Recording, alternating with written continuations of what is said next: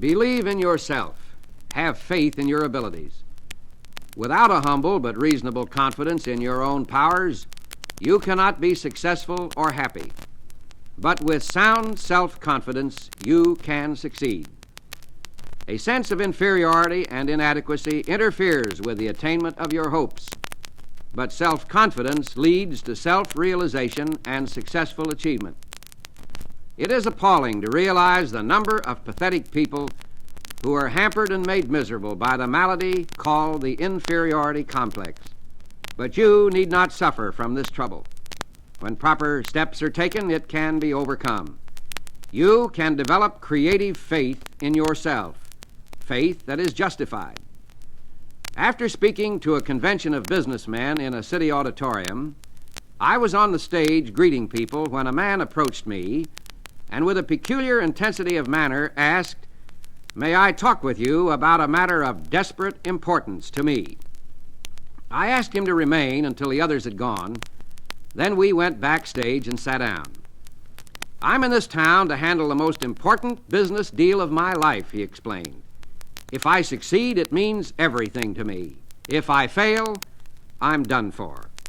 I suggested that he relax a little, that nothing was quite that final.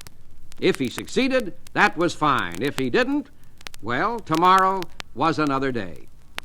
"I have a terrible disbelief in myself," he said dejectedly. "I have no confidence. I just don't believe I can put it over. I'm very discouraged and depressed. Here I am, 40 years old. Why is it that all my life I've been tormented by inferiority feelings, by lack of confidence, by self-doubt? You talk about the power of positive thinking. How can I get some faith in myself?" "There are 2 steps to take," I replied. "First, it is important to discover why you have these feelings of no power. That requires analysis and will take time. We must approach the maladies of our emotional life as a physician probes to find something wrong physically. This cannot be done immediately, certainly not in our brief interview tonight, and it may require treatment to reach a permanent solution.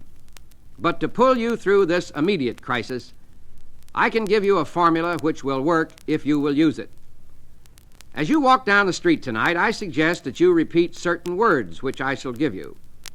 Say them over several times after you get into bed. When you awaken tomorrow, repeat them 3 times before arising. On the way to your important appointment, say them 3 additional times. Do this with an attitude of faith, and you will receive sufficient strength to deal with this problem.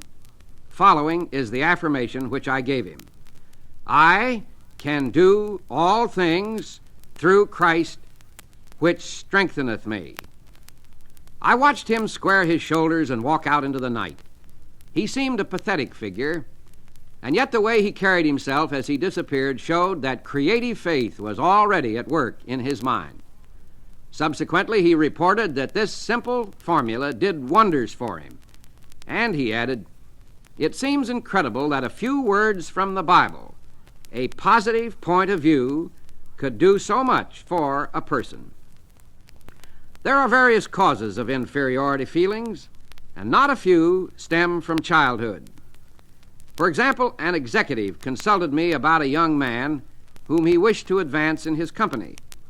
But he explained he cannot be trusted with important secret information, and I'm sorry, for otherwise I would make him my administrative assistant.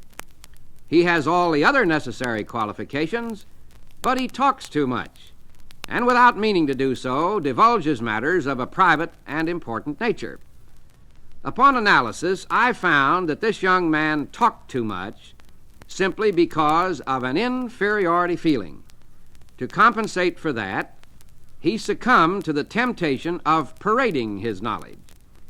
He associated with men who were rather well-to-do, all of whom had attended college and belonged to a fraternity. But this boy was reared in poverty. He'd not been a college man or a fraternity member. Thus, he felt himself inferior to his associates in education and in social background. To build himself up with his associates and to enhance his self-esteem, His subconscious mind, which always seeks to provide a compensatory mechanism, supplied him with a means for raising his ego. He was on the inside in the industry and accompanied his superior to conferences where he met outstanding men and listened to important private conversations. He reported just enough of his inside information to cause his associates to regard him with admiration and envy. This served to elevate his self-esteem and satisfy his desire for recognition. When his employer became aware of the cause of this personality trait, being a kindly and understanding man, he pointed out to the young man how his inferiority feelings caused his unreliability in confidential matters. This self-knowledge, together with a sincere practicing of the techniques of faith, made him a valuable asset to his company. His real powers were released. The great secret for eliminating the inferiority complex is to fill your mind to overflowing with faith. Develop a tremendous faith in God, and that will give you a humble yet soundly realistic faith in yourself. A wise old man told me once, the best way to get over an inferiority complex is simply to pray big prayers and so to have big faith. Doubtless he was right, for the Scriptures say, according to your faith be it unto you. Big faith in God will give you real faith in yourself.